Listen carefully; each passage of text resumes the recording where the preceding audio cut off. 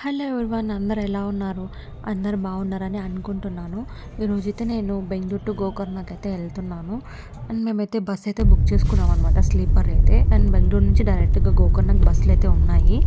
So మేము గోకర్ణకి night 8 o'clock start అయ్యాము. And morning మేము దిగేసరికి 8:30 అయిపోయింది. ఇక్కడ నేను ఇదే ఫస్ట్ టైం రావడం గోకర్ణకి. ఎప్పటి నుంచో అనుకుంటూ ఉన్నాను గోకర్ణకి వెళ్ళాలి, శివయ్యని దర్శనం చేసుకోవాలనేసి. అది ఇప్పుడైతే తీరింది. గోకర్ణకి ఆంధ్ర నుండి వెళ్ళాలంటే హుబ్లీకి వెళ్ళాలి. ఫస్ట్ హుబ్లీ నుండి మనము గోకర్ణకి అయితే వెళ్ళాలన్నమాట. మనకి డైరెక్ట్గా ట్రైన్స్ అయితే లేవు గోకర్ణకి, బెంగళూరు నుంచి అయితే ఉన్నాయి. సో మేము బెంగళూరు నుంచి అయితే స్లీపర్ అయితే బుక్ చేసుకున్నాము. ఎందుకంటే 10 hours పైన జర్నీ పట్టింది కాబట్టి. ఇంకా మా ఆయన కూడా ఇంతలో లేసాడనమాట. లేసి ఆ వ్యూ చూడండి, మార్నింగ్ వ్యూ, చెట్లు, నది చాలా బాగుంది. మేము 2 days 1 night స్టే అయితే చేసాము గోకర్ణలో.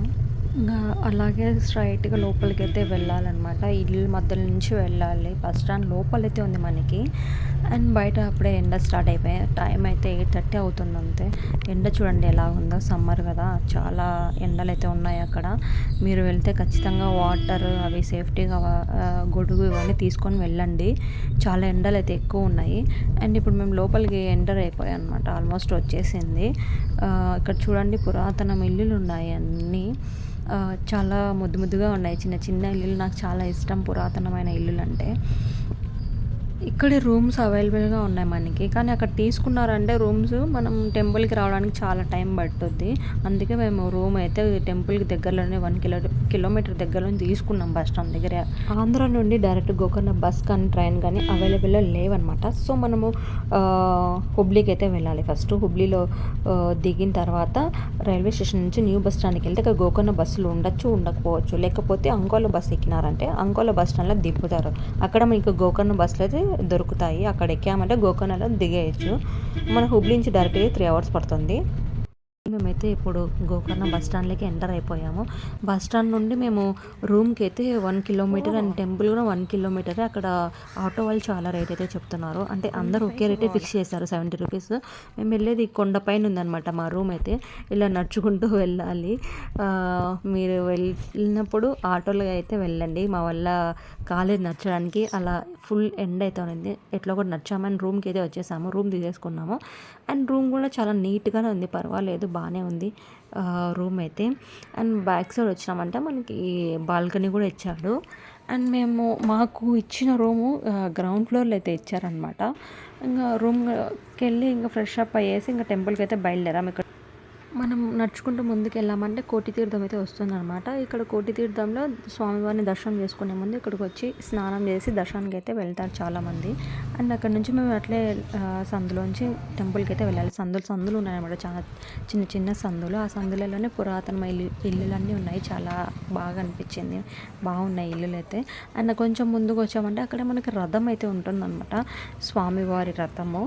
అండ్ దాని తర్వాత అక్కడే మనం కొంచెం ఇంకా నడుచుకుంటూ వెళ్ళామంటే మనకి టెంపుల్ అయితే వస్తుంది. మేము రూమ్ దగ్గర నుంచి ఇంకా ఆటో అయితే తీసుకోలేదు, నడుచుకుంటూనే వెళ్ళేసాము. అండ్ టెంపుల్కి అయితే రీచ్ అయిపోయాం అనమాట. మేము ఎర్లీ మార్నింగే వచ్చేసాము, 6కే వచ్చాము. ఇంకా బయట మనకి స్వామి వారికి ఎంతో ప్రీతికరమైనవి బిల్వపత్రం, జిల్లేడాకులు, పూలు, ఇవన్నీ 20 rupees 30 rupees ఇస్తే వాళ్ళు మనకి సెట్గా ఇచ్చేస్తారు. బయట అమ్ముతూనే ఉంటారు గుడి బయట.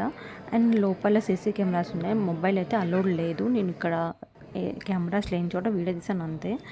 ఇంకా లోపల నుంచి కొంచెం అక్కడే సందులోంచి కొంచెం బ్యాక్ సైడ్ వచ్చినామంటే అమ్మవారి గుడి ఉందన్నమాట. దర్శనం చేసుకొని ఇంకోసేపు అక్కడే లోపల కూర్చొని ఇంకా బయటికి అయితే వచ్చేసాను. ఇది బయట వ్యూ అనమాట. ఇది ఎంట్రన్స్ అనమాట. మనం ఇక్కడ నుంచి దర్శనానికి అయితే వెళ్ళాలి. చూడండి ఎంత బాగా చెక్కతో డిజైన్ చేశారో, చాలా బాగుంది. ఇక్కడ నుంచి కొంచెం ముందుకెళ్ళి చిన్న గుడి ఉంటుంది, శివలింగం అయితే ఉందన్నమాట. అక్కడ నుంచి కొంచెం ముందుకెళ్తే గణపతి గుడి ఉంటుంది. ఫస్ట్ గణపతి స్వామిని దర్శనం చేసుకున్నాక శివాయిని దర్శనం చేసుకోవాలి. తొందరగా వెళ్ళామంటే గర్భగుడిలోకి అయితే అలో చేస్తారు. మేము గర్భగుడిలోకి వెళ్ళి దర్శనం అయితే చేసుకున్నాము. స్వామివారు అయితే నిలబడుకొని అయితే ఉంటారు. రావణుడు ఆత్మలింగాన్ని తీసుకొని వెళ్తున్నప్పుడు అతన్ని అడ్డుకున్న గణపతి చారుణ్యాన్ని మెచ్చుకున్న పరమశివుడు మహాబలేశ్వర క్షేత్రంలో ముందుగా వినాయకుడిని దర్శించుకున్న తర్వాత భక్తులు తమ సన్నిధికి వస్తారు అని వరం ఇచ్చాడనమాట మన శివయ్య. రావణుడు వేసిన ముట్టికాయ గుర్తుగా ఈ స్వామి తలపై చిన్న ఫలం కనబడుతుంది. ఈ ఆలయానికి సమీపంలో గోకర్ణ బీచ్ అయితే ఉందన్నమాట. అక్కడ స్నానం చేసి అనమాట. మార్నింగ్ స్నానం చేసి దర్శనానికైతే వెళ్ళొచ్చు. అండ్ లేదు అంటే కాళ్ళు చేతులు కడుక్కొనైనా దర్శనానికైతే వెళ్ళొచ్చనమాట. మేమైతే ఇప్పుడు దర్శనం చేసుకొని బీచ్ దగ్గరికైతే వెళ్తున్నాము. 2 డేస్ 1 నైట్ స్టే అయితే చేశాము. గోకర్ణ అఘనాశిని మరియు గంగావతి అనే 2 నదుల మధ్య ఉంది. ఈ 2 నదులు కలిస్తే గోవు చెవి ఆకారం ఏర్పడతాయంట. కనుక దీన్ని గోకర్ణ అని పిలుస్తారు. గోకర్ణలో ప్రధాన ఆలయం శ్రీ మహాబలేశ్వర ఆలయం. ఈ ఆలయంలో స్వామిని దర్శించుకునే ముందు భక్తులు కోటి తీర్థంలో స్నానం చేస్తారు. కోటి తీర్థంలో స్నానం చేస్తే సమస్త రోగాలు నయం అవుతాయని అక్కడ నమ్మకం అనమాట.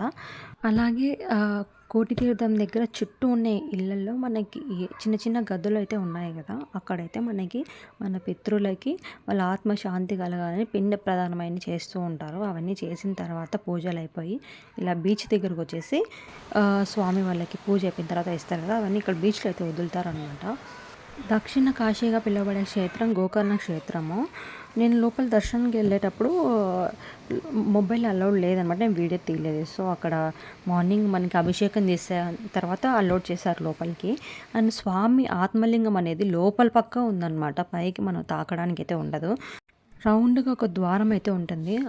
స్వామి వాళ్ళు అయితే అక్కడ పాలు, నువ్వులు, బియ్యము ఇవన్నీ అభిషేకం అయితే చేసి ఉంటారు. వాటర్ అయితే ఉంటుంది. నేనైతే 2 టైమ్స్ లోపల చేయబెట్టాను అనమాట. మన చేతికి అయితే లింగం అనేది తగులుతూ ఉంటుంది. నేను లోపల అయితే 2 సార్లు చేయబెట్టేసి తాకాను స్వామిని అయితే.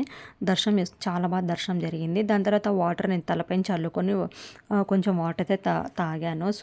అక్కడ ఉండే స్వామి కూడా వాటర్ తీసి మరి నా పైన చల్లాడు. మేము దర్శనానికి వెళ్ళింది మండే మార్నింగ్ 6 o'clock వెళ్ళాము. మండే కాబట్టి సో క్రౌడ్ అయితే చాలా ఉన్నారు. అండ్ మేము అందుకే తొందరగా వెళ్ళాము. అయినా కూడా జనాలు ఉన్నారు. పర్వాలేదు, ఒక హాఫ్ అన్ అవర్లో నాకు దర్శనం అయితే అయిపోయింది. 2 టైమ్స్ దర్శనం చేసుకున్నాను. దాని తర్వాత ఇంకా బీచ్లో కొద్దిసేపు అలా టైం స్పెండ్ చేసి ఇంకా రూమ్ వెకేట్ చేసి బస్ స్టాండ్కి అయితే వచ్చేసాను. గోకర్ణ బస్ స్టాండ్కి. నేను గోకర్ణ నుండి నేను ఎక్కడికి వెళ్తున్నానని నెక్స్ట్ వీడియోలో అప్లోడ్ చేస్తాను. Please subscribe to my channel. Thank you.